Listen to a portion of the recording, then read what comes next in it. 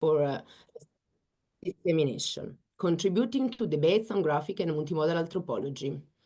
If I have forgotten something, Letizia, sorry, but you can maybe add something more later. And also she's member of the editorial collective at Otherwise magazine, and also co-edits the Anthropology of Work Review.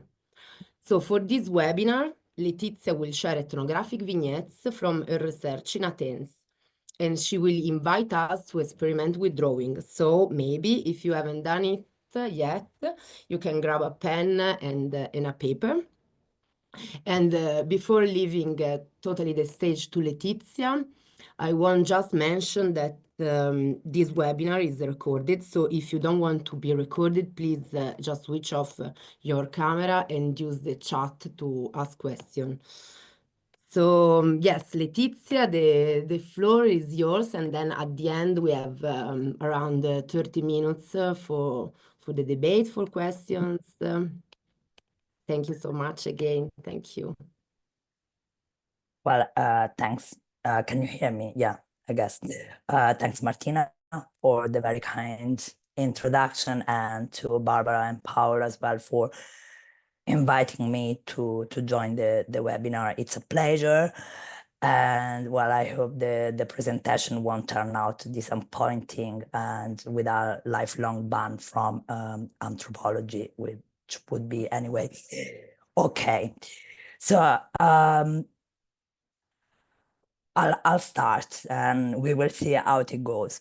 So I considered that a fitting title for this presentation could have been a humble tribute to Michael Taussig, given that his book, 2011 book, As Where I Saw These, Drawings in Fieldwork Notebooks, namely my own, has been an inspiration for anyone, in fact, everyone who happened to make drawings while doing fieldwork, and then later felt compelled to write about drawing and fieldwork and ethnography. I definitely joined the fan base, Michael Taussig academic fan base, and I repeatedly found myself engrossed in his compelling argument on why drawing is a quite apt medium and indeed a good practice to reckon with ethnographic reality in ways that photograph and writing cannot. Unfortunately, I have also found myself quite unable to write and let alone theorize why drawing is good for ethnography and anthropology, or even just for myself. So I really recommend the book, As Where I Saw That. And I did write a bit, to be fair, about drawing and my experience with drawing, but that's not necessarily something I'm very proud of. So while I don't really regret writing about drawing, I cannot get rid of the feeling that I did something wrong. Namely, I tried to fix in words something that actually escapes words and theory. Indeed, I can say that I start drawing exactly because I couldn't write. So I want to clarify once, and I mean, just clarify right now that what I'm going to discuss in the next hour or so is not by any means a universal prescriptive recipe to ethnographic drawing.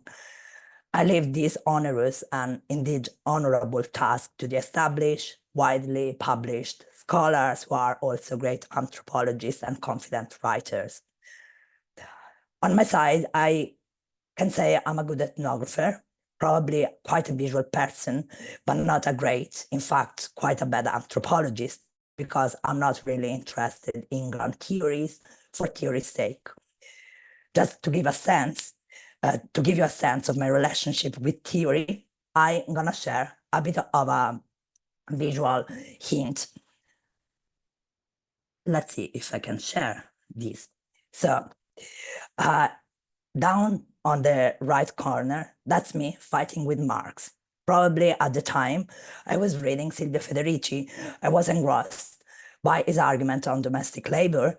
And at the same time, I got inspired by a very famous song that goes more or less like, I'm gonna smash cups and plates because you spoke poorly to me. The other drawing is me having an argument, nothing new, with Herzfeld, who is the supreme authority when it comes to the anthropology of Greece.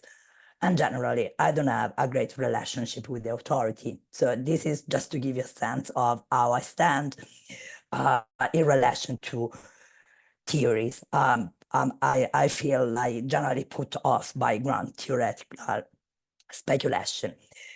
So now, I hope these two drawings are not offending or insulting to anyone. Once I was accused of doing epistemic violence with my drawing, and while I'm not completely clear what epistemic violence was at that point, I would like you to think about how drawing, and more specifically comics, have been traditionally used to criticize power, to subvert power relationship, or just to voice discontent.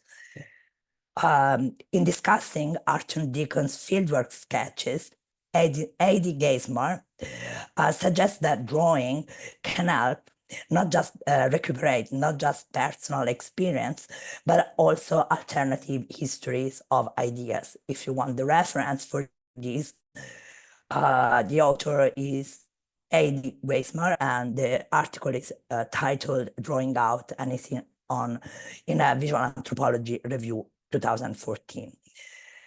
So going back to this idea of drawing to tell or reflect on personal experience and to tell alternative histories of ideas, I want to take this point a bit farther and say that drawing can actually create some sort of connections and dialogues between different bodies of literatures and authors, and that might be alive or maybe dead or just imagined. So I will come back to this point later when I will explain to you a conversation that I had with Michel Foucault. So theories aside, I would like to restate my ethnographic interest in stories, and in very specific kind of stories, those that we edit out when we write up, those that don't necessarily fit the canon, those that are awkward and embarrassing, those that actually escape, refuse, and confute the macho mystique of the heroic field worker. I do love the uncanny, the bizarre, the unexpected, the odd, and the awkward. The devil, Didier Fossin somewhere said, claimed, the devil is in the ethnographic detail, and the odd details is what attract me as an ethnographer.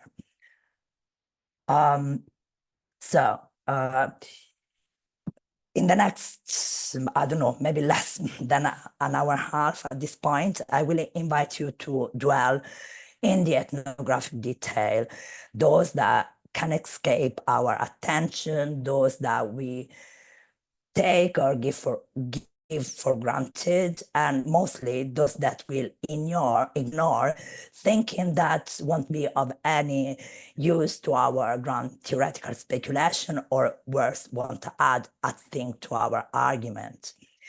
So I guess this is already my argument, that all details are important to the making of a good ethnography. And I guess I'm arguing this even if I told myself, don't get polemical, don't make promises about arguments or methodological revelation, just don't argue anything and no one will get hurt. So given this promising introduction, first I will ask you to consider that what I'm going to say is nothing more than a prompt and a hint for you to start exploring the perks and shortcomings of ethnographic drawing as a practice and an act that can possibly foster new ways of seeing and new types of knowings. And here I have already two big men, such as John Berger and Michael Taussig. So let me see where I am at. So for the sake of brevity and clarity, I will take you through a very basic visual and reflexive journey through the hurdles and perks of doing drawings while doing fieldwork. I will share a few vignettes from Athens. Vignettes for me are just stories that we experience, that happen to us, or that we happen to listen to, that stories that are shared with us, that we have just heard. So the little drawing that you see on this slide on the left side is already a story. And it's a story that I can tell you to prompt you to sharpening your ways of seeing. So in a kind of magic, mystic, tossing way, this graffiti was hidden behind like several huge trash bins close to the Greek school I attended for 6 months while in Athens. It says like, you got eyes, but you don't see. You don't really see. And I actually took it as a serendipitous invitation to sharpen my ethnographic eye and become a better skilled observer, that one who catches detail and works with imagination. So there are a few points that I really want to touch upon. Are drawing as a medium for self-invention, as a way to visualize what could or should be, a method of deception, and a creative act that distorts and manipulates realities, and ultimately a visual strategy to unravel complexities and sometimes to persuade others that reality is much different from what we have imagined or thought. So Martina, Barbara, and I somehow decided to give this webinar sort of workshopy touch. So while I talk you through the practice, my very practice of drawing, you might want to take my words again as hints to start drawing yourself, and perhaps to start reflecting on your own ethnographic experience. So I assume that some of you have already done fieldwork, or some others are going to do fieldwork. But if none of those options like works for you, maybe you just want to dig more into your creative mind and move along what Kaur and Bendix call the truth fiction spectrum. This like spectrum along which like ethnography sometimes floats. So if everything goes as it should, sorry, oh my God, I speak horrible English today, you'll get engrossed in drawing and you'll possibly stop listening to me, which is great. I take no offense if you do. But I would also ask you to pay attention to what goes on in your head. Let's say, what kind of responses or memory come up while you do your drawing. It might happen, it might not happen, but let's give it a try and see what happens. So my first vignette, first story, let's say, is about landing in Athens, and it goes like this. So I left Manchester, where I started my PhD in July 2015, and landed in Athens on the day of the infamous referendum with which the majority of Greeks rejected the Troika proposal to enforce yet another austerity package. That was a very hopeful moment, euphoric, but it soon turned into darkness and extreme disenchantment. As a matter of fact, by that time, July 2015, Greece had already gone through a prolonged economic crisis. Lots have been has been written about it, and I won't do a critical literature review here. I had my share of that. And at the same time, Athens in particular became an oddly attractive place for researchers.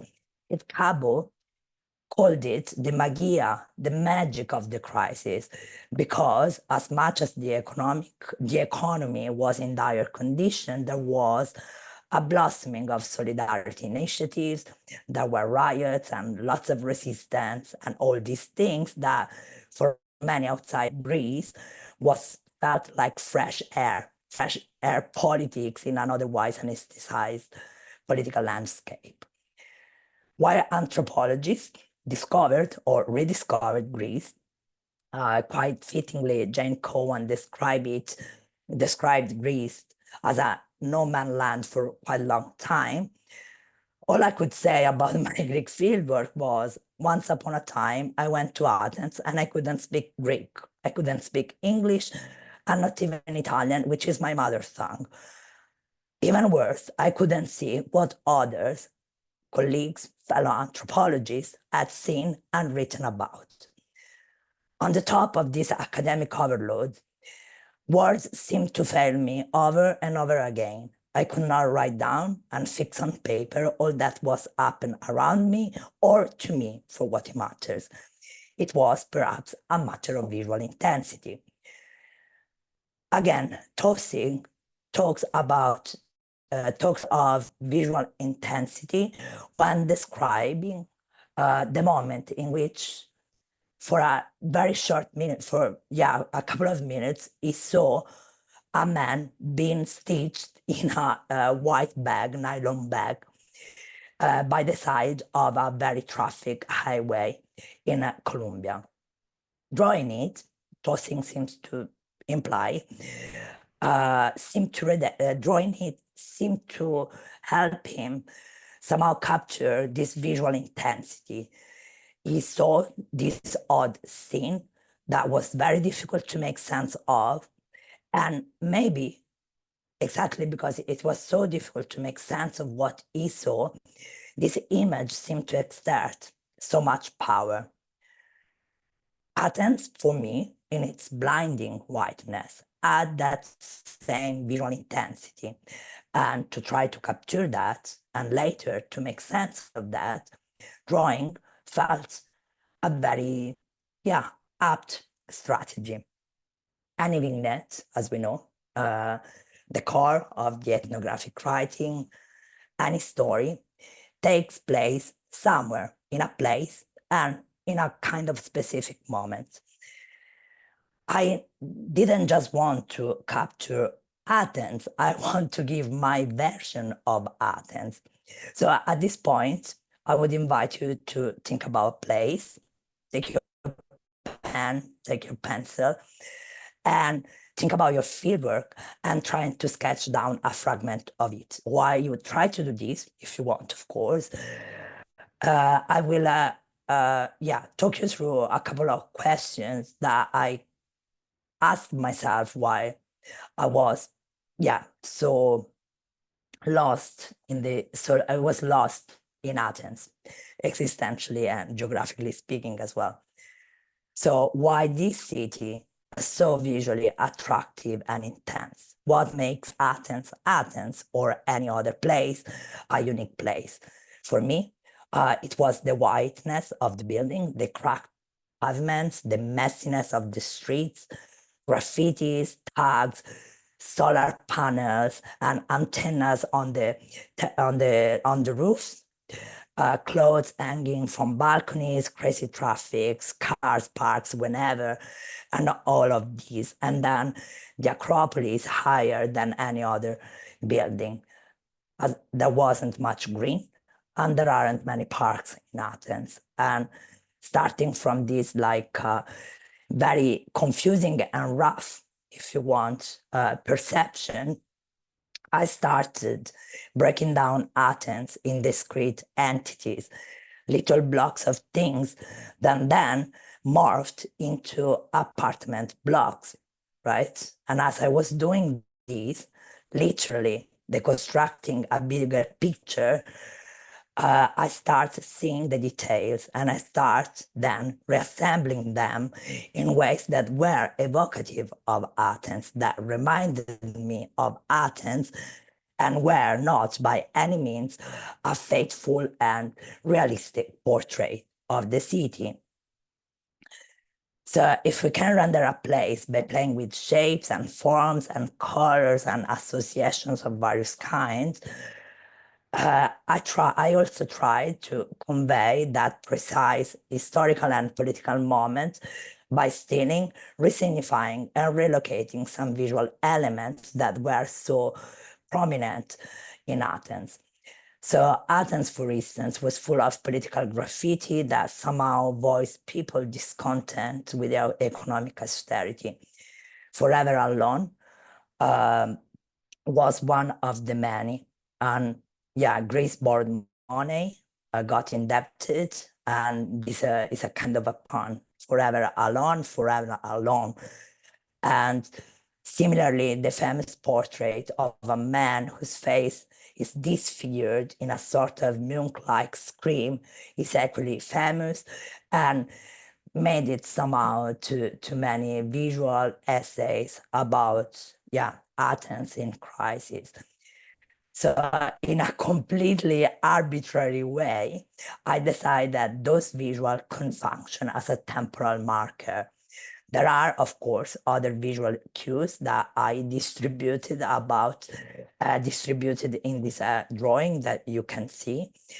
And those cues could tell or at least remind me of what I was doing or I was supposed to do in Athens. So for instance, I added a banner that reads Κοινωνικό Ιατρείο Αλληλεγγύη, Social Clinics of Solidarity, one of the grassroots medical facility where in the end I did my fieldwork. And then there is a indication of Exarchia, the neighborhood of resistance, whatever this means, that became sadly a touristic attraction and soon turned into a kind of Airbnb for tourists interested in see how the crisis looked like. And of course, there's a poster reading "Refugees Welcome." And this is another, in my view, of course, powerful temporal marker. The summer of 2015 was the summer of the refugees crisis. Now, I'm completely, completely aware that an architect or an urbanist would be horrified by my rendering of the city. And I agree with them. But I would say that what is important, what matters, is not how factual or actual a drawing can be.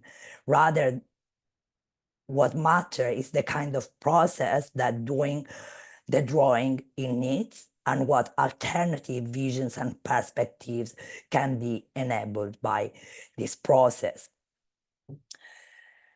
Okay, so this is my little and probably a bit rough introduction to approaching a place visually.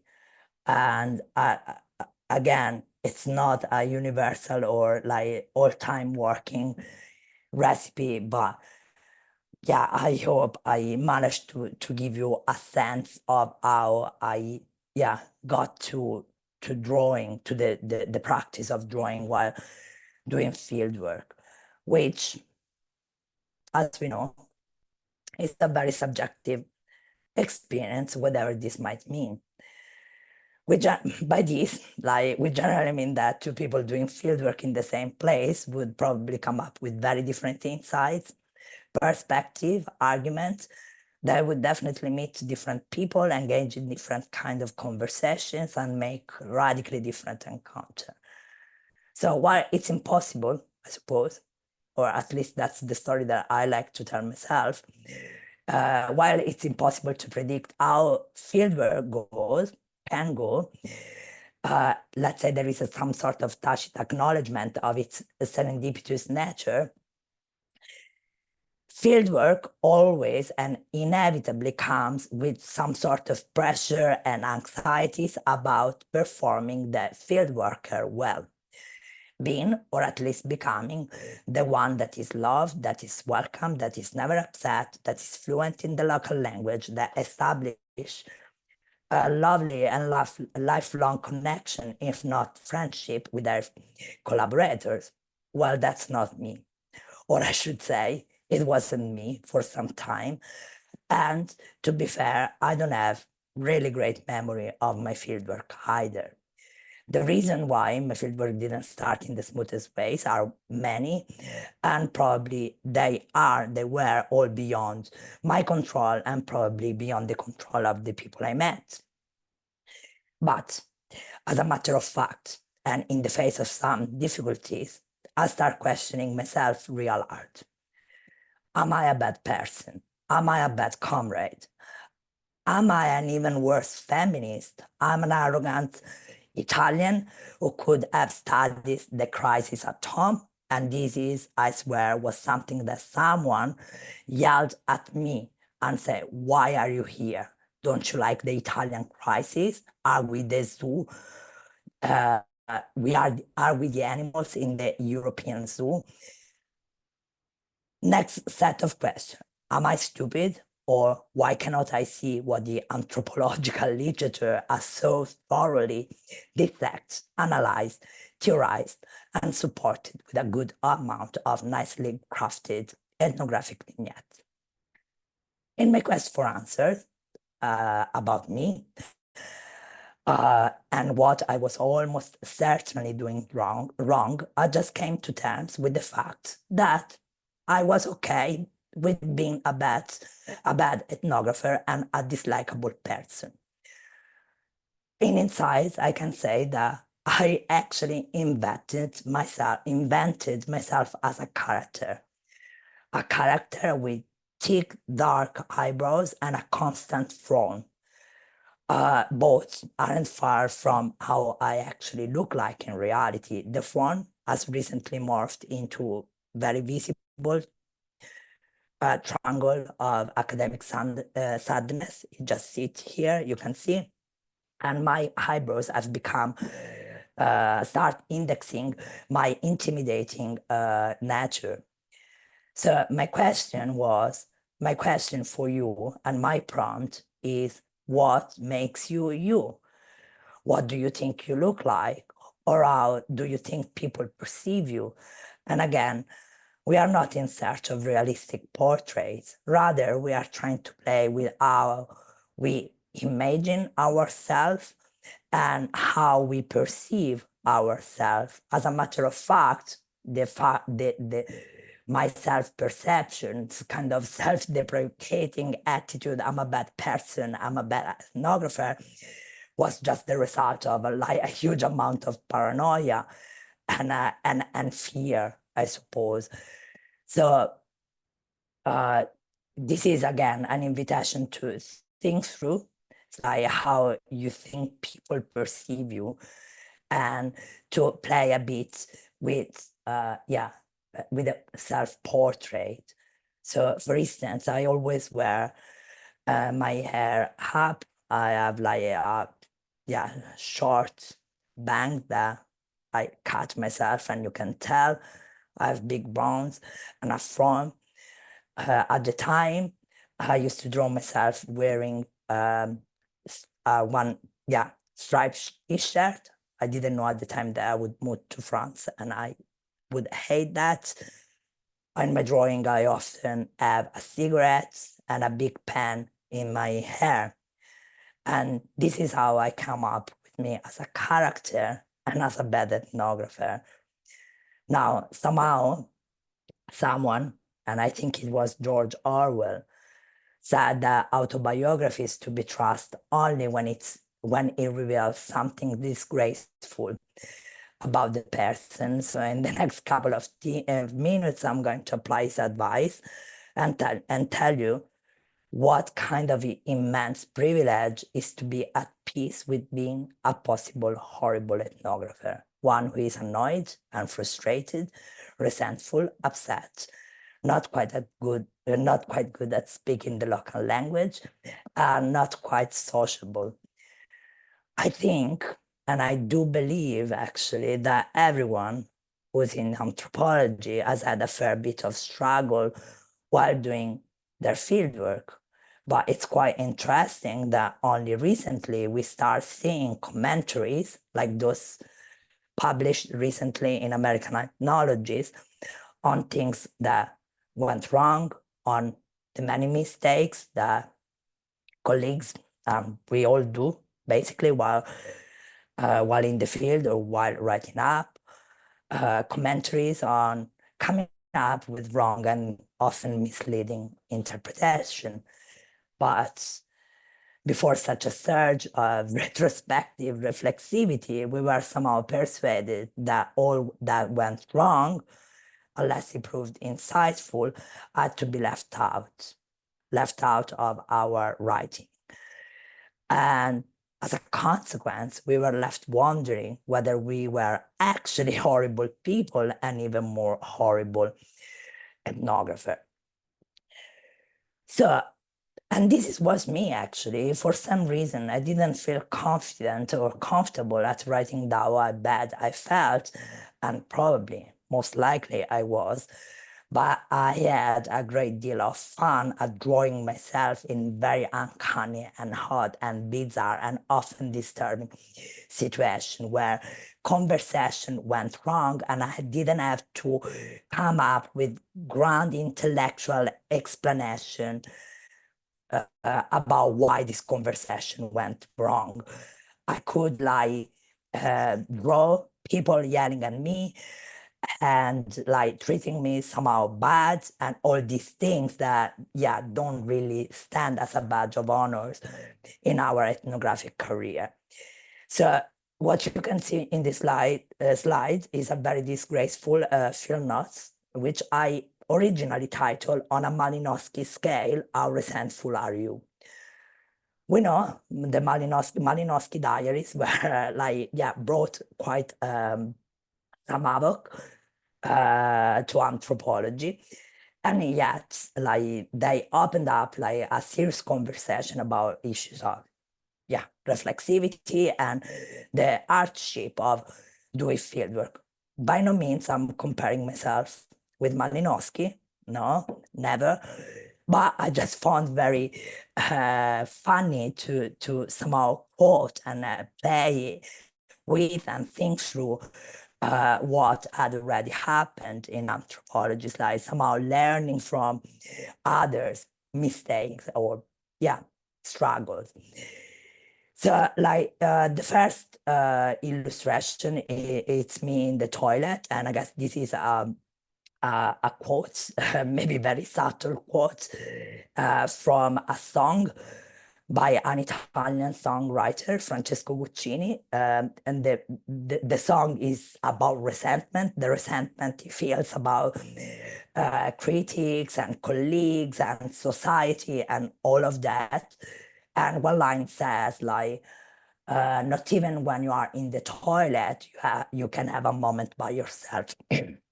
So I was probably at the time thinking about how demanding and draining being out and about, meeting people, talking to people, it can be. So that was my, okay, I need a moment for myself. And at the same time, in this drawing, I'm reading a foundational text by Michael Herzfeld, but my anthropology wasn't really through the looking glass, but through the Raki glass, the local spirit. Just like this is my way to be annoying and disturbing. In the second drawing, vertical drawing, it's me enjoying some dinner with people that I would probably never go out for dinner with. All the stereotypes are in place. I'm wearing a sort of apron with the Acropolis, and I'm trying to stab myself with a fork. I'm a very joyful person, as you can say. In the third one, I'm playing the sociable and talkative person that does fieldwork and, well, smiles a lot. Now, those are probably, I have a very sharp sense for drama, and I like to play with drama, but somehow I think I wanted to tap into these various moods and feelings, and yeah, kind of often confusing emotions that we have while in a place and meeting people and so on and so on and so forth. I hope Slavoj Žižek will give me the so on and so forth right. Now, to clear the slate of misunderstanding, I had, in the end, very good time in Athens. It's a place I love, full of people that I love, but I also had terrible times in Athens. So while we read a lot about beautiful fieldwork times, I just took the liberty of drawing about terrible times. And I think that the terrible times, the difficult times are something important, something that we can take into account. We don't need to make drama out of them, but we can make some fun nevertheless and take some good learning, some good lessons about, yeah, the very process of getting used to a new place, yeah, embracing your ethnographic persona, and yeah, doing your work, the work you are expected to do. Now, third moment. This is the subtitle for this slide is Once I Summoned Foucault and he spoke to me in the dialect of Rome. So try to pick your muse, a scholar, enlightening character, and try to have a chat with them about what you are doing. Now, I'm gonna tell you how this drawing came up. I'm not sure it can be of much of interest, but somehow it links up to what I mentioned at the very beginning, that drawing can afford us very creative ways to enter in dialogue with others, colleagues, scholars, and also to afford us to play with theories. So I cannot quite recall what prompted me to make this drawing, but I'm confident in saying that probably there was some phone call gone wrong. I was put on hold, or maybe I was just invited to call again later, usual stuff. But then something else occurred to me. As anthropologists and scholar, really, we have to keep up with theories. We read a lot, we try to come up with new interpretation and analysis. And sometimes we show off and sometimes we go off topic. Great. I'm sincerely, truly, and deeply fascinated by the scholarly tendency to over-theorize. Especially, I'm intrigued by how some scholars make grand theories out of tiny little bits of ethnography. As you might know, I'm actually sure you know, Foucault is an eternal and bottomless source of ideas and theories. Plus, it's quite iconic. I mean, his turtleneck jumper and his glasses need no introduction. So me asking Foucault whether putting people on hold while doing a phone call can be considered biopolitics, meant to be a sort of critique of the above-mentioned tendency to over theorizing, and at the same time a snapshot of a very real and frustrating experience, reaching out to people, being neglected, or outright denied voice. Of course, Foucault didn't speak Italian, and he didn't, I suppose he didn't speak Italian. If he did, probably he didn't speak with an accent from Rome. And in any case, if he did, he wouldn't recommend to sbrocca, which means demanding in a rather farceful way. And more importantly, Foucault died long ago, long before I started my fieldwork. And yet, I managed to add a bit of a chat with him in the space of a blank page. I would say, but perhaps I'm pushing this too far, that yes, drawing is not just a creative act to manipulate or distort reality, but can also afford us to summon, to make present and engage with various entities and persons in ways that might be more immediate and more effective than a literature review, an argument, and a counter-argument. As in any creative act, we can bend languages and mix them and imagine conversation and encounters that wouldn't happen otherwise. Okay, so this one.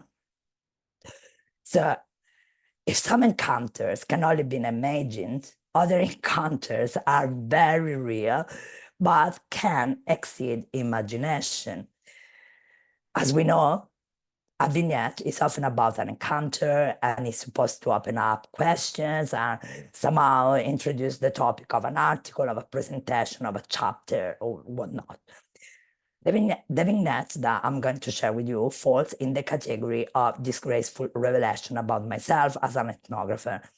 And you can imagine, it didn't make it to my PhD dissertation, but I wrote a short and yet questionable article about it. I wrote about the kind of insights that drawing this encounter brought to me. Long story short, I was in Athens. I was sitting in a cafe with a friend.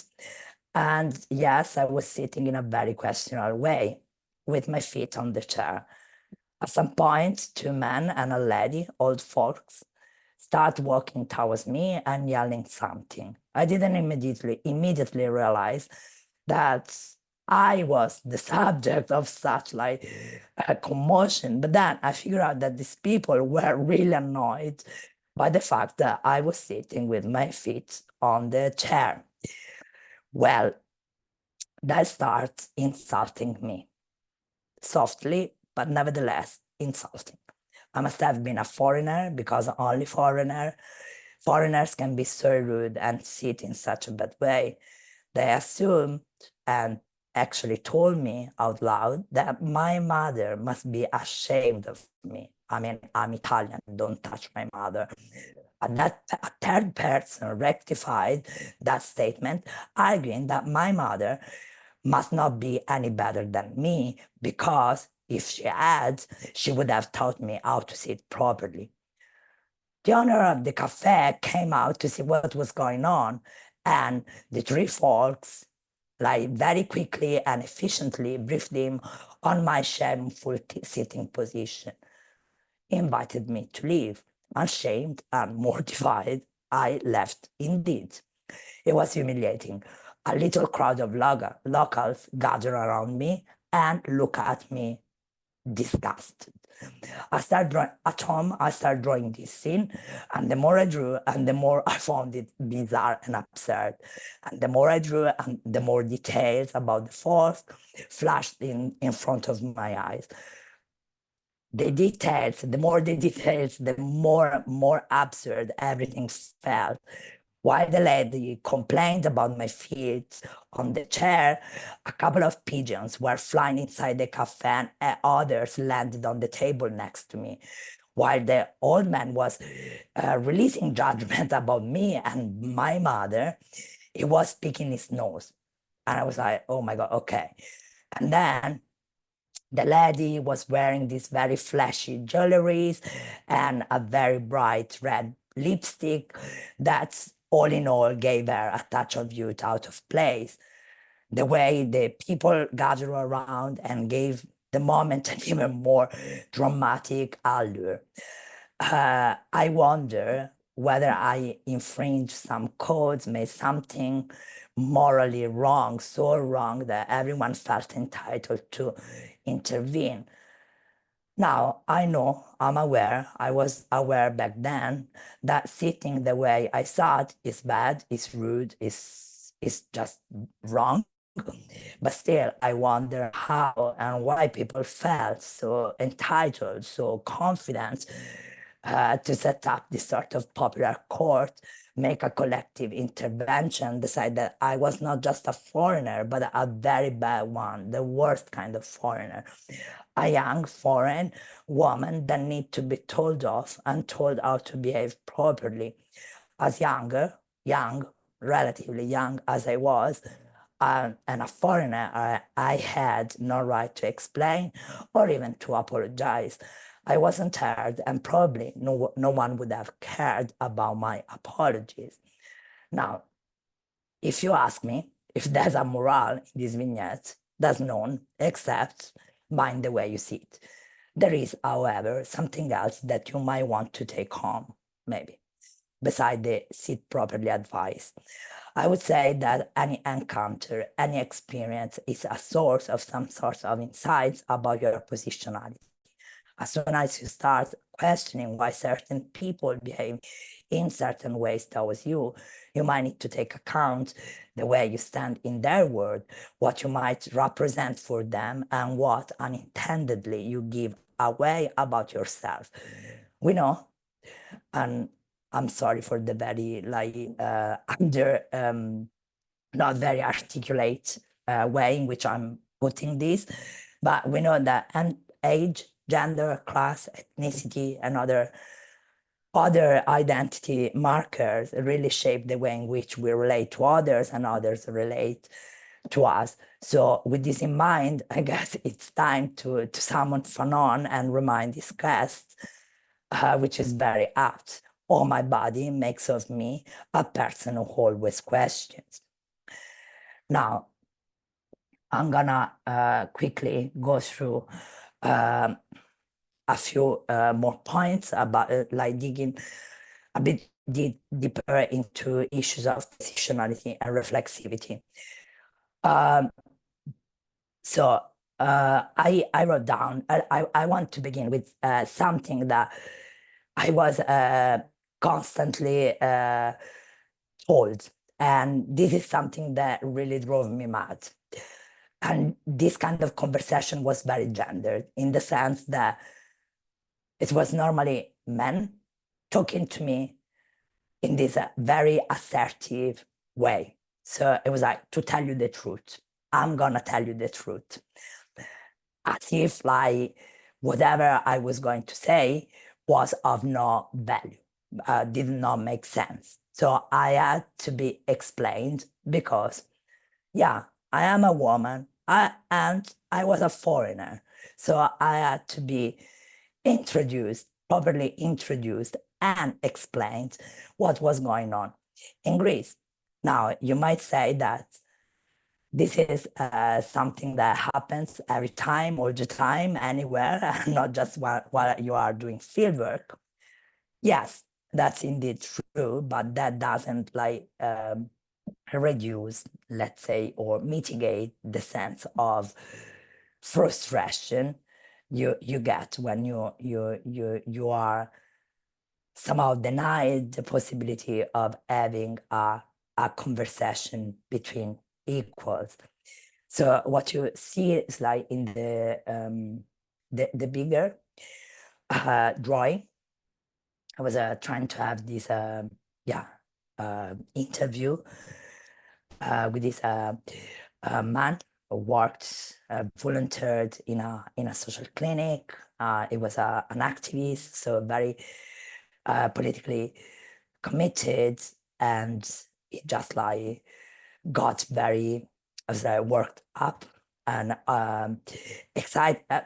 I'm not sure excited is the right word, but it was like very taken and engrossed in the conversation. And just like, I don't want solidarity. I don't care about solidarity. I want revolution. And I was like, okay, just like, stepping back and feeling a bit, overwhelmed and yet again in this position of being the one explained. And while I'm very aware that this is something that happens over and again, I found it like quite compelling scene to draw, and there are many there are strategies, right, to render visually this kind of imbalance, power imbalance, right? This kind of power relationship that very often are gendered. And so it's like, you know, I drew myself in a very precarious position on a chair, and this guy kind of, jumping up from his chair and say, like, I'm gonna explain you this. And this was one of the instances where, like, conversation turned into like mansplanation, basically. But there are other moments actually where these roles, like the person, the ethnographer who listens to the local, that learns, of course, that's what we do, from others, somehow shifts. And I found myself sometimes, and in a completely different context, of course, in the position of, the person who was asked to express a judgment or like show some sort of support and understanding. So the second drawing you can see on this slide is a drawing, is a field notes actually that I drew after a very nice and intense conversation that I had with one of the psychologists that I met in the social clinics. And I realized that this person was opening up to me in a incredible way, and he shared lots, and I was listening, and I thought about shifting roles. It felt like I was becoming his analyst, and I found this like, shifting roles very, very interesting and very powerful in a way. Just a reminder that maybe we don't really have many chances to speak and to talk and to tell our stories to others.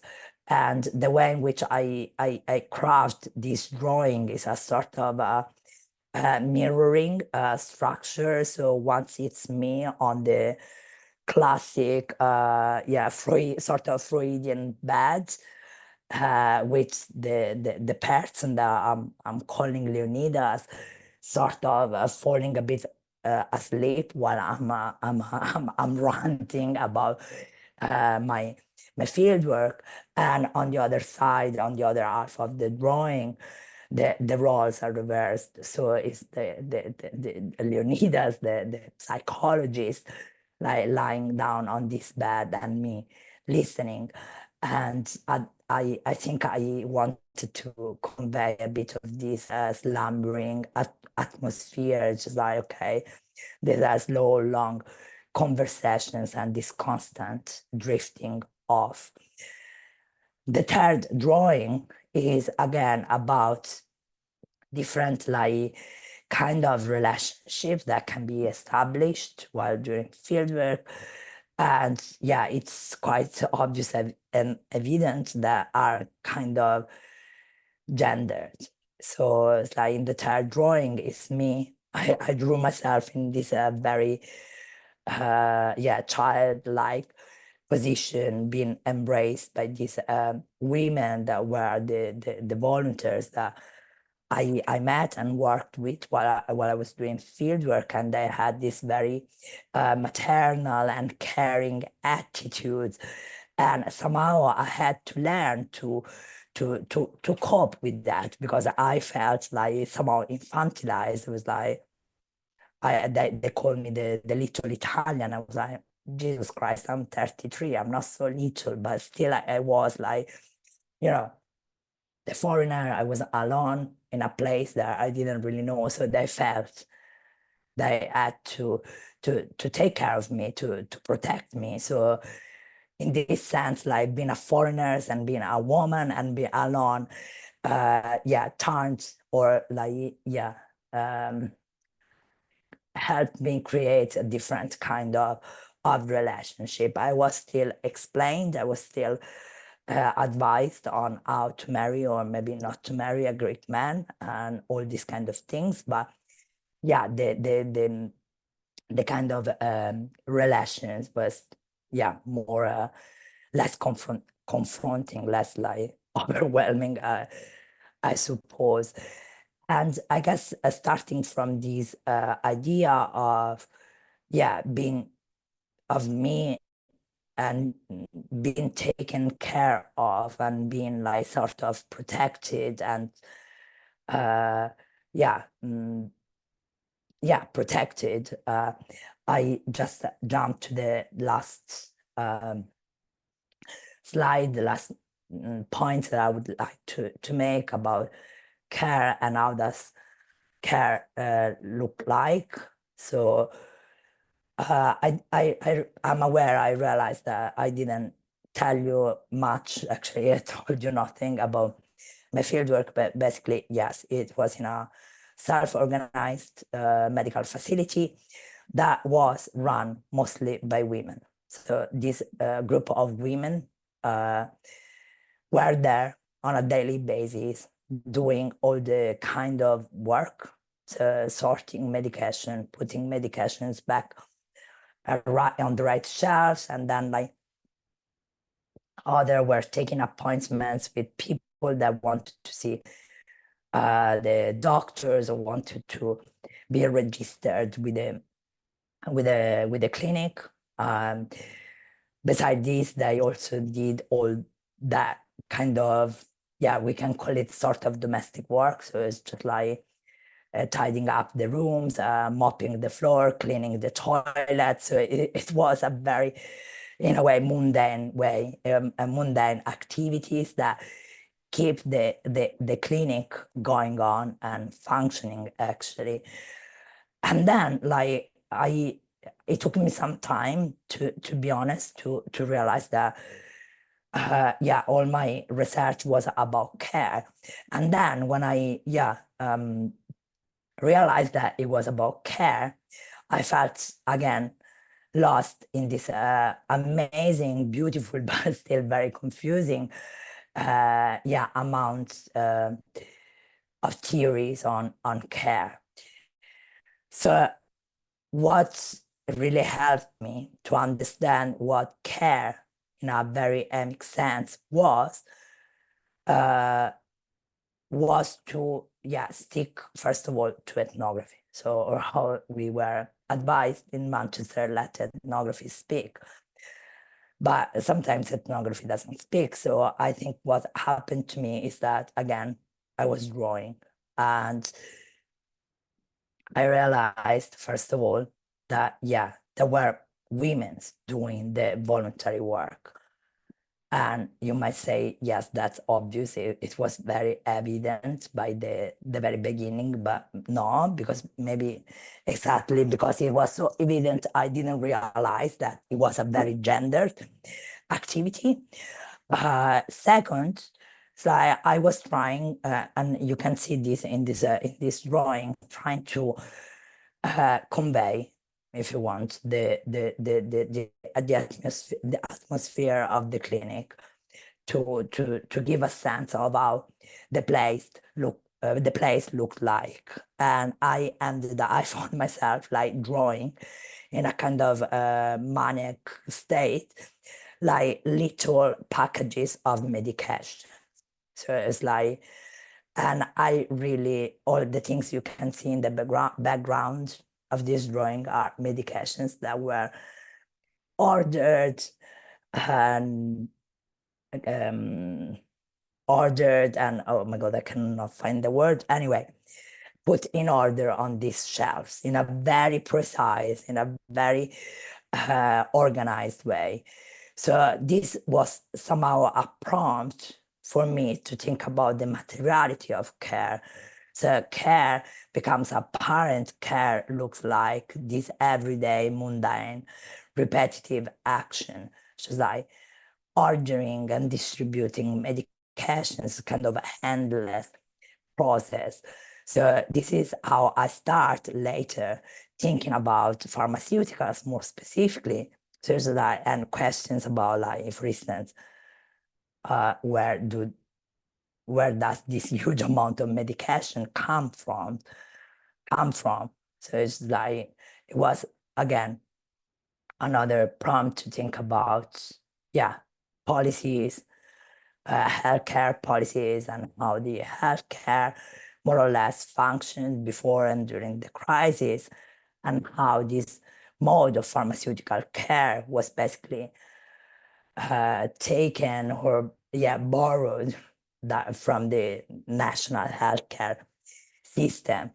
So this is more or less, did I draw this? Okay, I don't know. Anyway, so this is more or less my experience with drawing. I hope it was somehow interesting or helpful for anyone that is approaching this practice. And I think I'm gonna stop here, and I'm happy to answer questions and to give all the clarifications that you might need. Thank you.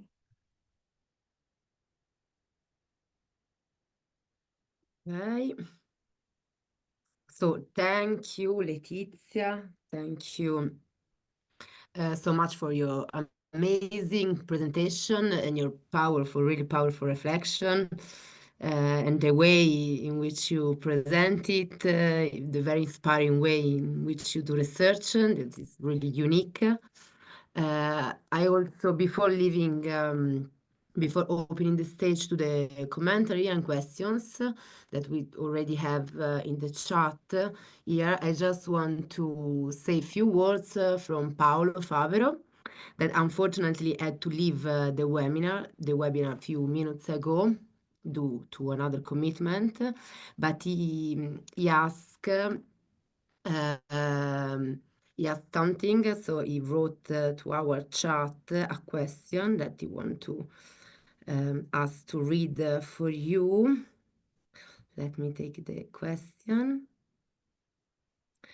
Yes, he asked, what is the relationship between text and image in your drawing? Okay, I see this question coming. You see, and then he had a commentary that I will read to you later after your answer. Okay, well, text and images, that's a big question. Let me think for a second where I can start. So as I mentioned, and it's a bit of a kind of epic, pathetic story. It's like, oh my God, I couldn't write, which is true. So for quite some time, I tried to avoid any form of writing. So it's just like not text whatsoever in my drawing. But then I realized that, no, I didn't realize anything. I just like start adding, for instance, like little dialogues or words as cue. Sometimes I would, I don't know, write down a few lines from a song, probably that I was listening in that moment, or that could, bring me back to the kind of emotional state that I was in. So it's like, this is the kind of text that I generally use, but also, and this is very much about my personal liking or my approach to drawing and comics in general, I don't like to overload the drawings with text. And I'm completely fine if text and images, so the visual and the textual, balance themselves. But I realized that there is a kind of widespread tendency to, again, over-explaining. So the text doesn't add to the visual, but explain the visuals. And I think this is, yeah, not a great strategy. It subtracts to both. I mean, that it just like overload the images. I don't know if. Yes. Paolo Favero raised hand. Is back? Paolo? No. Ah, no, Paolo is you, Barbara. Sorry. Paolo.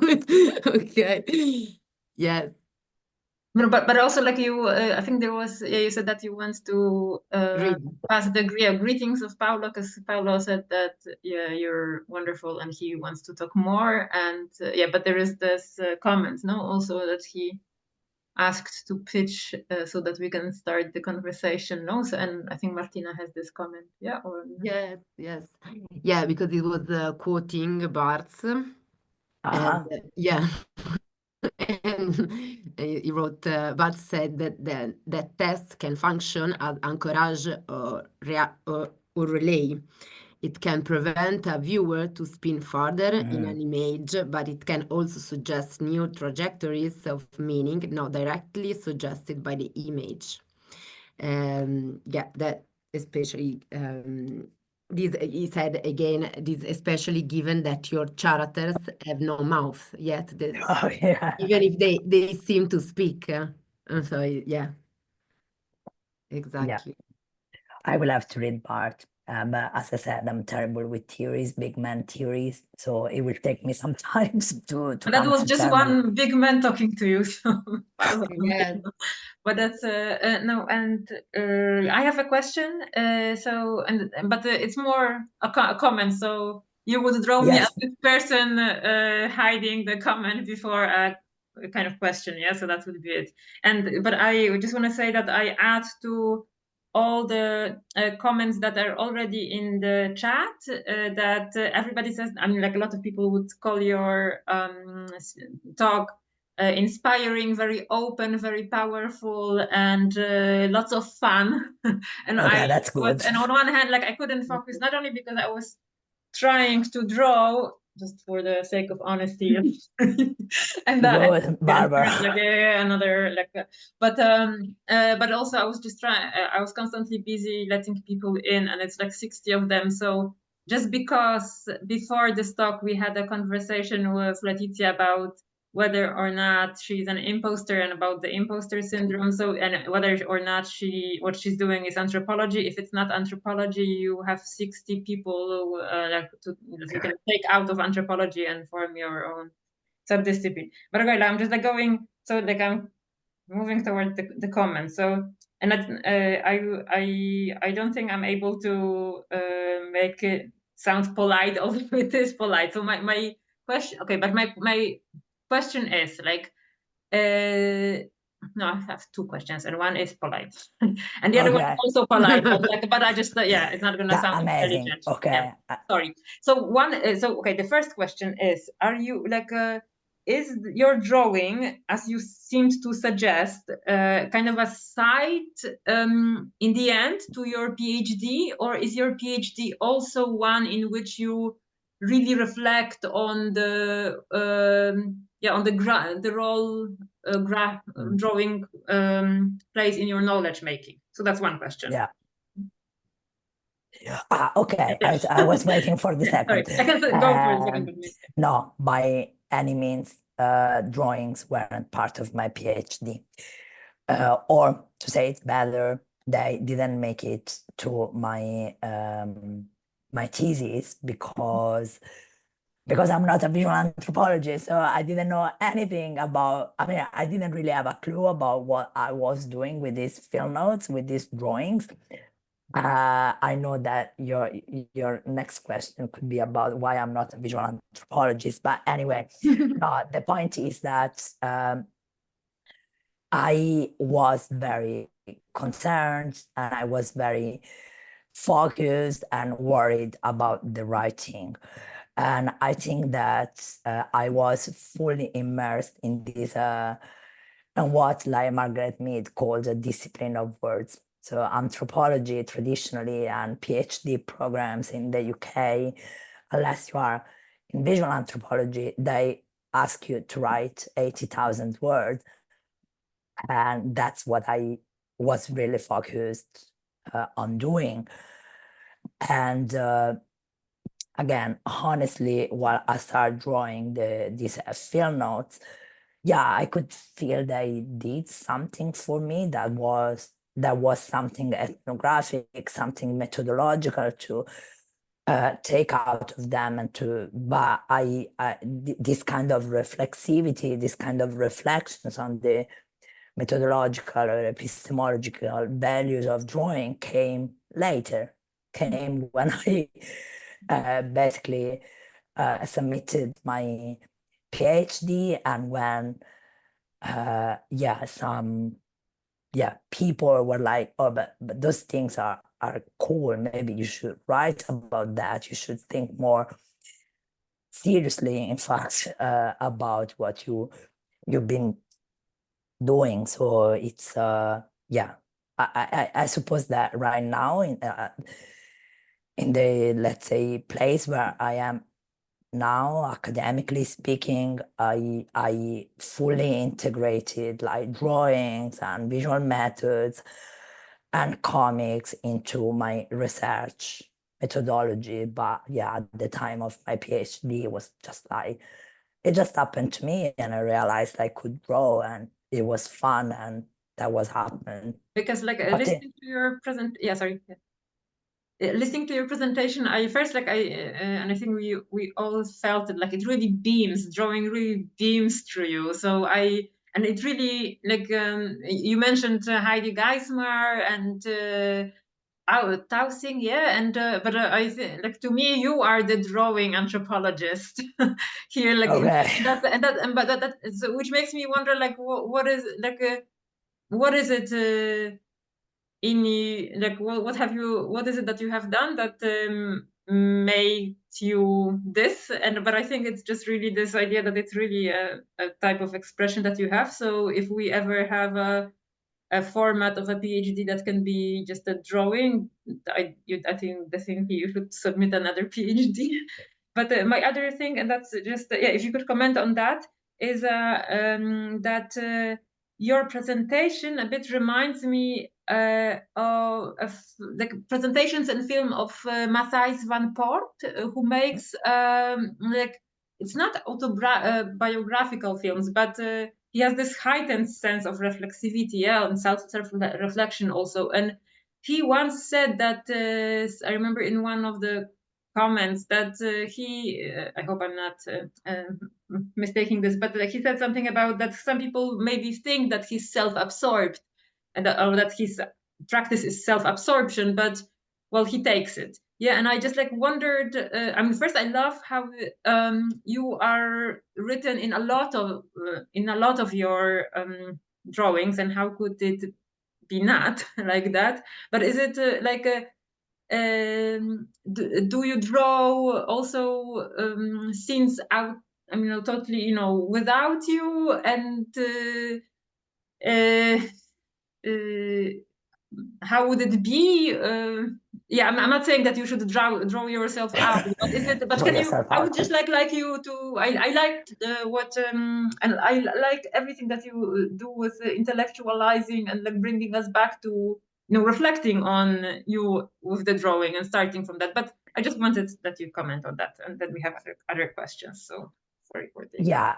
Okay. I think that any anthropologist is self-absorbed in the sense that, I guess it's part and parcel of our practice in a way.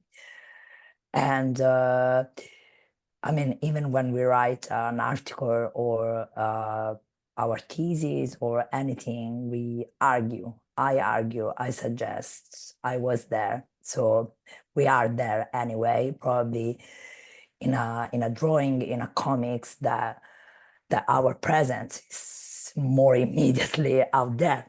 it's visible, in fact. This is, okay, a bit of a polemical thing, just because I like to do this, but also I draw myself and a lot because for a couple of reasons. Because first of all, that's my story. That's my how to say, that's my voice, or that's my interpretation of the story, and I'm there and I'm taking responsibility for what I'm drawing, from what, or I mean, for the story I'm telling through drawing. So, and the very fact that I have become, or I am a sort of a character, I am the character, I am the narrator, I am the ethnographer, it means, like, in a way, yeah, it means that I am fully aware that that story is completely subjective. It's a story told from my own perspective, and it's a story that is filtered through my positionality, through, yeah, the person I am. And I have two kind of, maybe 2.5 inspiring muses. So one is Joe Sacco, like when it comes to comics, the guy who drew Palestine and so on and so forth. And he's in his drawing, he's telling the story, he's clear, and he's there. And I thought this is a very powerful way to, yeah, express where you stand, where your politics are as well. The other muse, and maybe even more than Giosacco, is an Italian comic artist. Zero Calcare is extremely political, is extremely vocal about about his position, about many issues, and it's something that I've always found very inspiring, and actually something to take inspiration from. It's just like sometimes I have the feeling that in anthropology we are very uneasy, we are uncomfortable with politics. We are a bit uncomfortable in talking about things that might be controversial or might be. No, I think it's important taking position. So my decision to appear as a character in the drawings and in the comics probably respond to my, somehow also to my commitment to this kind of storytelling. And then I am again 100% aware that this can easily turn into self-sabotaging. If you want a masterclass on self-sabotage, I can give it to you. But that's another story, I suppose. Was a good answer, Barbara? Yeah, that was perfect. Okay. I'm just trying to shut up because there are two other questions. At least. Yeah, Please. Constantinos that want to make a question. Please just introduce yourself. Yes, hello. Hi, Letizia. It's great to meet you. Thank you very much for having us here. Great series. I've been observing you from afar. Letizia, great to meet you. I've read your work, but I've never seen you. So it's great to be able to see you. So I'm trying to think with the many very stimulating things you offered. And I'm coming a bit from photography. So I'm thinking with photographs and photography. And photography is a technology that differs a lot from both text and other types of visual media like drawings because of that capacity that is theorized by various people, including Walter Benjamin and so on, that it captures an actuality that is often referred to as indexicality and so on. And in fact, it was this capacity that made photography an object of rejection by post-writing culture style anthropology, because post-writing culture anthropology dislikes observation and realism for its complicity with all of the obvious power structures. So, but one discussion about photography is that it has a very particular affordance that is very different from text and other things because of this particularity of the medium. So for example, you can take photographs in the field site and you can have people engage these photographs. And then rather than just confirming something that we know already through fieldwork, conventional fieldwork, these images might open up new avenues that wouldn't have happened without them. Mhm. And I also have to say here, as a confirmation also of what you were saying before, that photography and cameras more generally were disliked traditionally by old school, say, anthropologists. There's a very famous interview with Maurice Bloch, which ridicules the idea that by looking at something you understand it. So this is a long story that has to do with any other non-textual analytical modality. So I want to return to the drawings and sort of ask you more specifically, or sort of push you to say something about the exact analytical affordance, if any, of the drawings. And I realized one of the things you're saying is these drawings are affording you a sense of expressing frustration about the kind of power we are often subjected to in ethnography. And I'm glad you're actually bringing this up, because this is something totally forgotten by post-writing culture anthropology, that we are subjected to a lot of power than ourselves on the field side. But where does the drawing leave us in terms of grasping the social, if I'm going to be using more conventional language? So I know you said you dislike social theory, and I wonder by saying this, you're kind of implying at the same time that this is something that started as a sort of side project, and the kind of notes that are unpublishable and that you go there to vent things, or if you think that they can point to new avenues of exploration, or just become the illustrations of something that you knew already. So are they sort of opening up different things that you wouldn't know of, or are they just confirming the social?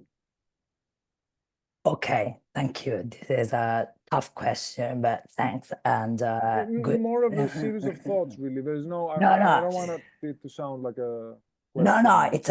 it's actually this is a great series of questions and great prompts for me to actually think more thoroughly about what I've been doing.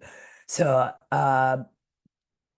well, that there is in my drawings, of course, sorry, they are very personal, right? It's my experience, and that's how they portray, they tell about what I experienced while I was doing fieldwork, and yes, the frustrations and many things that might have gone wrong. But at the same time, behind this kind of layer of funny stories and like me being grumpy, there are, I think, like some good hints at how like some relationships, or like, so now I don't like to make grand claims, but like how some sort of relations work in some societies. I found that gender was something very important, something that regulated the kind of interaction that you could have with people. And then, of course, there was a matter of age, as I was younger. And no matter if I was a PhD, I was still a student, so I could be explained and told how to behave, what to do, and explained. So I think this is somehow these drawings, even in a funny and playful way, gave me this kind of insights on how, on some codes, social codes that I should have, that I should have been more aware of while starting. And then so I cannot make, and I don't want to make any, arguments about how drawing is a revealing of the imponderability of everyday life. I don't like this kind of things, but I do believe that drawing can give you some insights. It's an observational practice style, and it's like somehow invites you to reflect on what you are drawing. So there is this very by now very famous argument about drawing, sharpening your way of seeing, your observational skills. So I think that this is something that comes back and came back to me while I was doing my field notes, while I was drawing. And yeah, I suppose like that's tons of authors that have written about the affordances of drawing, this idea of making a drawing something that encompass time. So like kind of sorry, my cat is trying to destroy the door, trying to stretch the temporality of a moment. So I guess it's a completely different medium. And I would say right now that one of the reasons why it's like the so-called graphic anthropology is a bit of a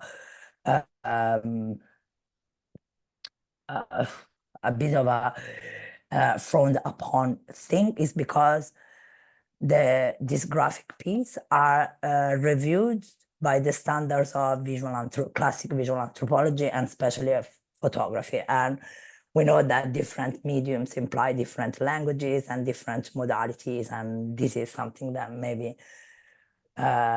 we should maybe think about a bit more. Having said that, I am pretty sure I didn't answer your No, question. great response. And the temporality is a really key thing. Thanks for clarifying. Great. Anytime. Thank you. Letizia. So, Paolo is back. Yeah, hi, Letizia. Well, Kostica took my question, not so surprising, though. We have very similar interests. But I was also thinking in terms of method, because I think, apart from the temporality, your answer now seemed to point out that what matters is actually the process of creating the drawing, which has ethnographic relevance more than the final outcome. Am I right? Yeah. So I think also one association we have is that, these visual objects have actually had a role in our profession as tools for communication. But in fact, I think also in making a photograph, because the process of making it is actually, that's where you learn about what you are. Otherwise, you're just really projecting and illustrating. So I loved hearing these reflections, and I just wanted to get it confirmed that for you also it works like that, is the process of creating something. But I can spin further on another kind of addition, and it's that whatever research is emerging today on the field of vision and the physiology of vision through the neurosciences, for instance, seems to be taking us back to the Greeks' point that, vision functions through extramission rather than intramission. Our standard references say that, okay, there's a world out there, indexicality reproduces that comes into our eyes and reaches our brain, and the brain makes sense of that. But actually, whatever research that is coming out today tends to invert that argument and suggest that actually vision is predictive. So actually, you tend to see and craft and mold what you had already seen. So you send out a number of rough guesses, right? And this I find very fascinating when it comes to the overlap between photography and drawing, because drawing can make that process tangible, while photography kind of outsources it to a mechanical tool that we have decided is the natural reproduction of human vision, knowing perfectly that it's a lie, but nevertheless we play along as if it was the case.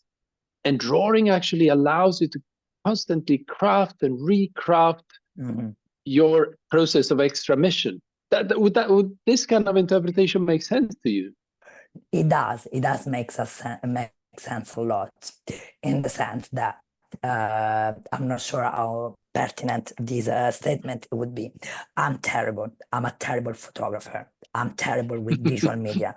If you want to have a horrible picture, you ask me and I'll do that for you. So with this kind of a camera, with cameras, I feel I don't have any control. So I'm terrible, but really bad. And instead, it's like the very process of drawing it just gives me a sense of control and a better understanding of what I'm seeing. I'm not sure. I don't know what's the process that happens in my head, what's the neurological like things that happens, but when I am drawing, I can, the process of, as you said, of crafting an image is much more insightful than taking a picture. Probably there are and I feel this is a very personal and questionable thing. It's truly creative, so I can make decision about what I want to include and how I want to render something, a place, or a person. So I feel that this process affords me margins of freedom that writing or photographs or other media wouldn't.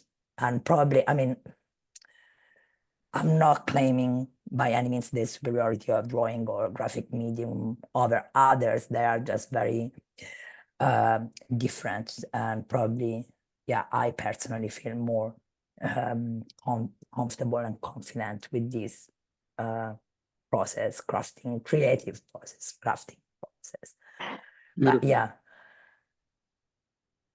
Yeah, thanks. I would have 3 more questions at least to come up with, but there's other questions coming up. But it really completely makes sense to me. Thanks a lot. Okay, thanks. I think the next is Christine. Yeah, Christine, please. Yeah. Let me Okay. see. So you can hear me, but probably not see me, right? Yeah, but I can hear you. We Okay. can. Yes. Okay, so Letizia, thank you so much for drawing us into this. It's been a wonderful trip. I have two short questions. Oh, that's my baby. I'm sorry. That's fine. It's been quiet for the whole time, but not now. Okay.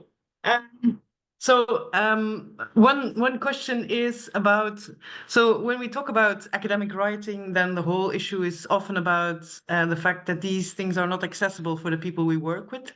And visual anthropology has, to a certain extent, done different things with this by making people participate in the process of representing them, and as well as other methods. But now, so these drawings that you make are, in fact, easily accessible to the people that you work with, but might not be easily digestible, because although you really specify that it's your experience of the field and it serves your process of finding out about your positionality, this might not be very central to the people that you're working with. It's very important for us sometimes, but so my question is, I think, what do you do with these drawings in relation to your participants? And you probably don't have a fixed answer for this, but if it's so central to your research, where do they get hidden, or do they get shared, or do they have a say in this? That's one question. And another question is about style. But I'm not really sure how to phrase it. So if we, again, you make very clear that this is your expression of your positionality and your experience. So it is kind of clear that this goes with one style, so that is your style of drawing, and each of these drawings have, although they express different things and also different persons or different sides of you, they have one style. I was wondering also in terms of, I think, more from my own questions about style, if you want to express certain situations, have you ever thought about using different styles? Not using this same Letizia in different faces, but just using different styles, just as you have different styles of writing to convey different messages. But that's it. I don't know if these are clear and useful. But anyway, thanks for a very nice journey through your work. Thank you. Thanks, Christine. Actually, they are great questions, and So I'll start with your first question. So about like sharing or returning my drawing to the people I worked with. I actually have some sort of strict policy about that, in the sense that these specifically these illustrations that were supposed to be originally field notes, well, in a way are personal and are public, but I wouldn't go back to Athens and say, oh look, I did this, because as you mentioned, they don't add anything and they are not of any interest. Probably they wouldn't be of any interest for them. And also I found it very problematic, the idea that like academic writing is not accessible, but whatever is visual is accessible. And even more so when it comes to drawings or comics, because the general understanding is that, it's a kind of, there are images and are easier to read. This is a bit of a bias that comes from, there's an old standing bias about like comics as kind of a childish, lowbrow literature. I think it's valuable, it's important, it's actually necessary to share work with collaborators if the work is collaborative, is participative, is really collaborative. But these field notes are just mine, they are just my rant, and it would be really, I suppose, really offensive for them. And really humiliating for me to go back and say, look, I did this drawing and it's about my experience. I was like, and so what? So this is my understanding of the issue about sharing visual stuff with collaborators.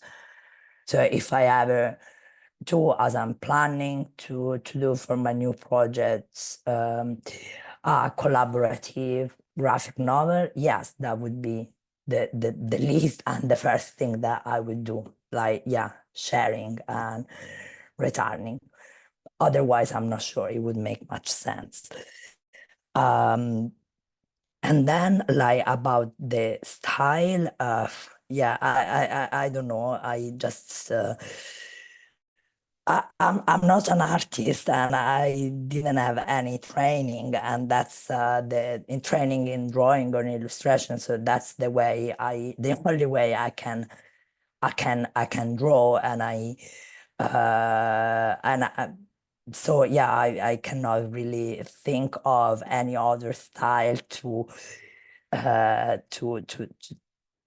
produce other work or to do drawings or comics in a different way. It is true, and this is something that I've noticed over time, that depending on the pens or ink that I'm using, my style changes a bit.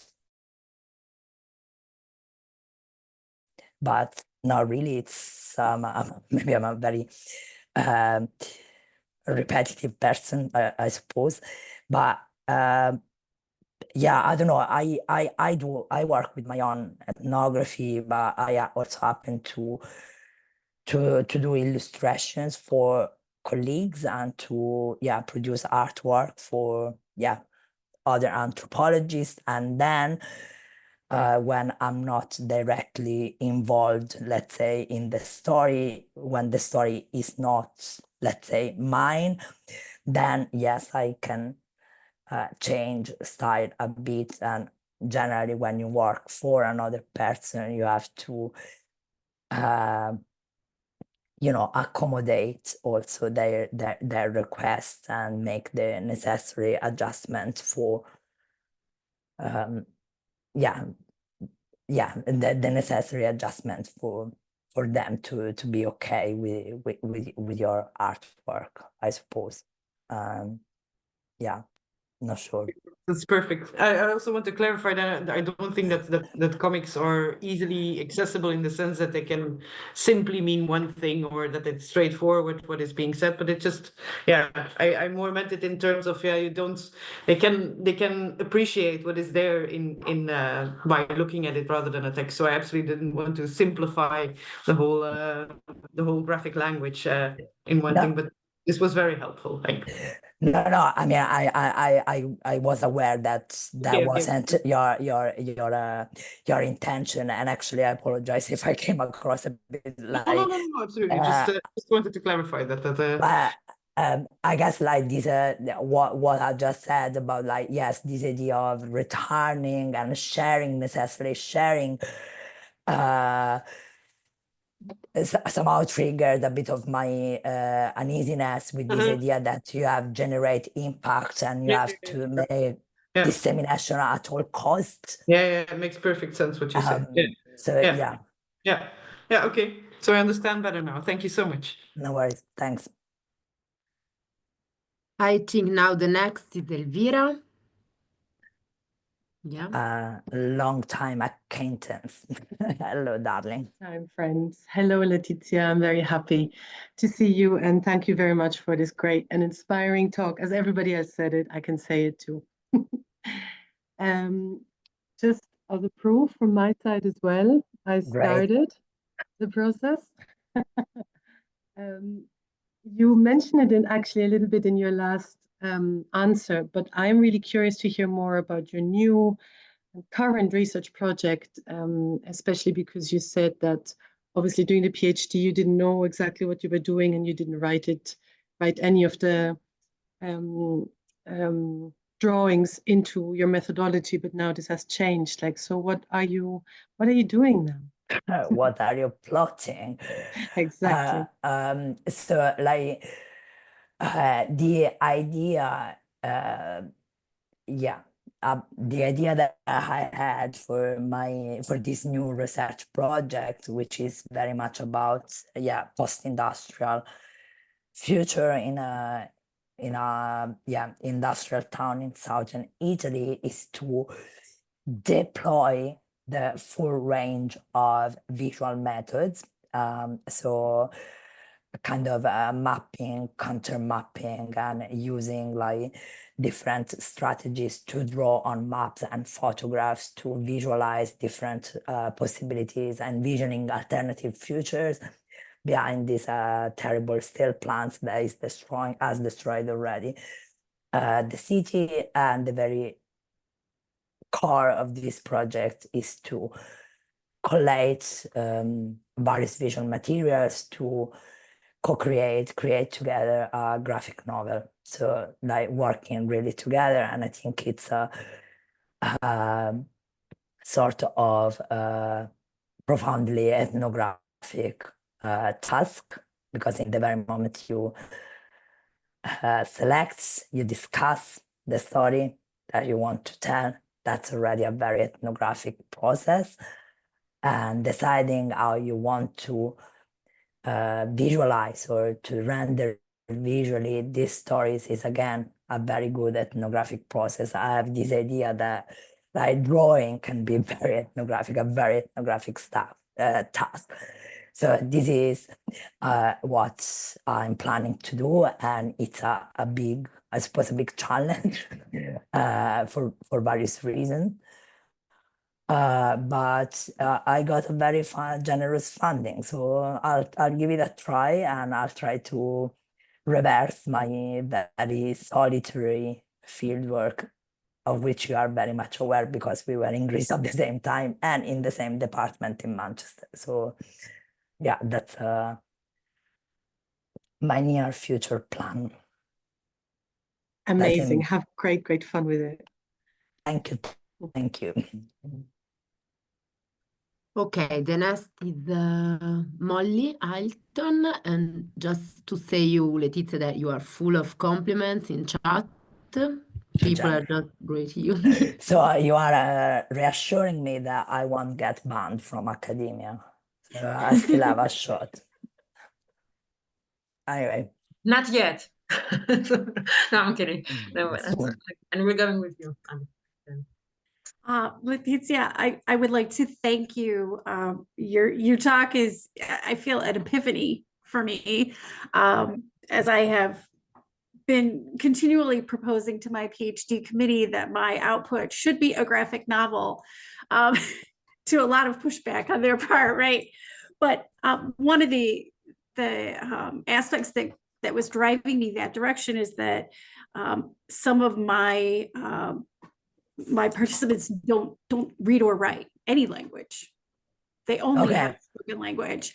And so there are 3 common languages in my field site, and they don't all cross translate, right? So I was struggling with how to represent ethnographic information in a way that was intelligible to all of my participants and could represent some of those some of the concepts without trying to cross translate in words.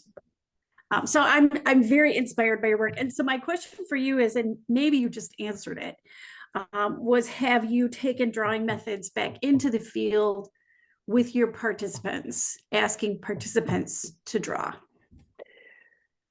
No, when I was in Athens, no, when I did my PhD fieldwork, because I was too anxious and I was too probably shy to ask something like that. And actually, it's something that I didn't even think about. It was like something that I conceived methodologically. So this is, however, something that I'm gonna do in the next month. But I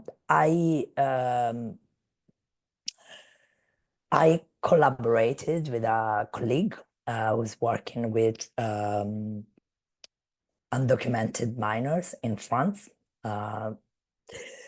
And we ran together a series of workshops on storytelling through comics.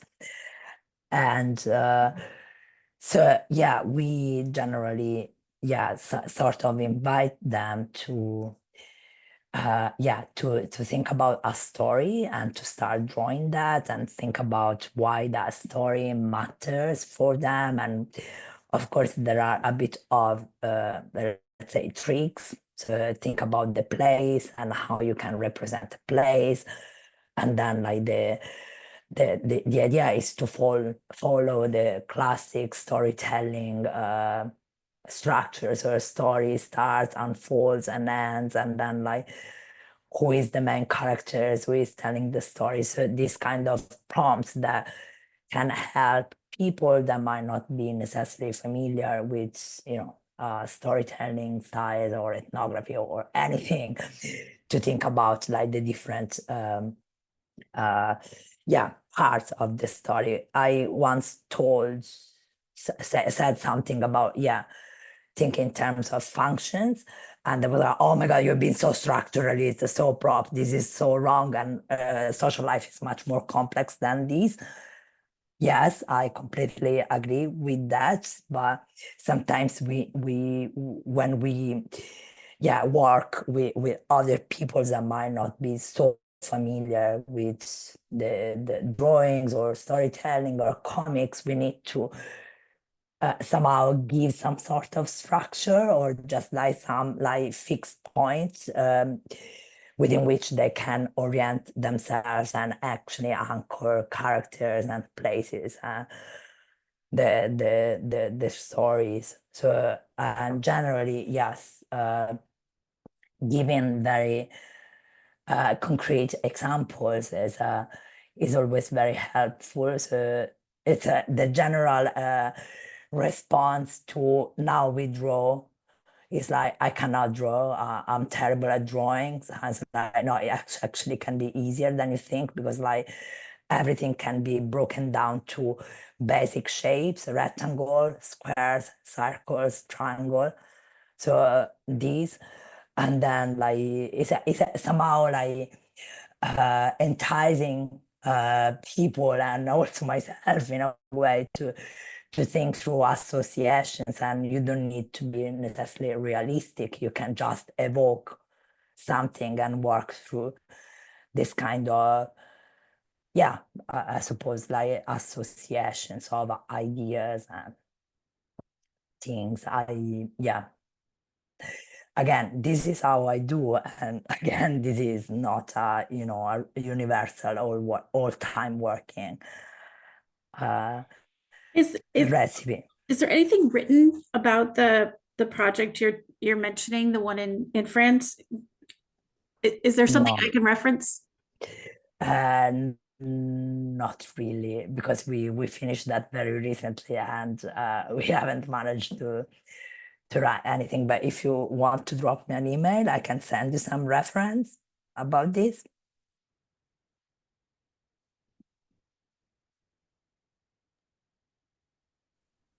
Okay. Are there other questions? Maybe if I can start reading quickly some commentaries that people send. The first one is Michele that was greeting Paolo. Thank you for this question, Paolo. I wanted to ask more about the process and the relationship to memory.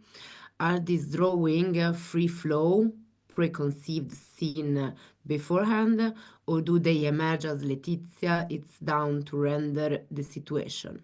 How much is planned and intended, or how much arises in the process of drawing, partially? If you want to say something more, but well, okay, I have the question actually in front of me. Yeah. So, okay. For what I could remember, I drew different field notes. I mean, the strategy and the process was sometimes, was not always the same, let's say. So sometimes, of course, add a sort of ethnographic core. So it was something that happened to me. So something that somehow moved something for me, inside me. And and all the time, yes, I drew from memory. So it was just this is happened, and from a kind of a core scene or a core moment, I always try to work out details and adding details and make it somehow more precise. And as I mentioned before, I'm not an artist. I'm not trained as an illustrator, so there are things that I'm not able to draw. And so, in light of this inability that I have, I often improvise. So something you adjust an illustration, a drawing around some mistakes or something that didn't come out as expected. So it was a bit of an improvisation, and let's see how this let's see how this drawing is going or taking me. But the general strategy for me was to start drawing around an idea or an emotion or something, an encounter. And of course, as I repeated several times, of course. There are distortions. That I love distortions, basically. So, yeah. Okay, thank you so much, Letizia. Unfortunately, we don't have time to answer to all these questions because time is over. I just want to thank you again. It was amazing. And I want to add one thing that if the people want to watch the webinar again and the discussion again, we will be posting the images, the recording on the Images of Care Collective on the webpage and also in our YouTube channel. And yeah, thank you so much to all of you. And we're going to have another webinar on Images of Care Collecting in May, around mid-May, maybe. But we will, of course, let you know. And it's about ethnographic B-movie as a collaborative research method in care setting and beyond. And it's with Jared Hepp and Yvonne Wallace. Thank you. Have a great night. Thank you so much. Thanks, everyone. Bye. Bye.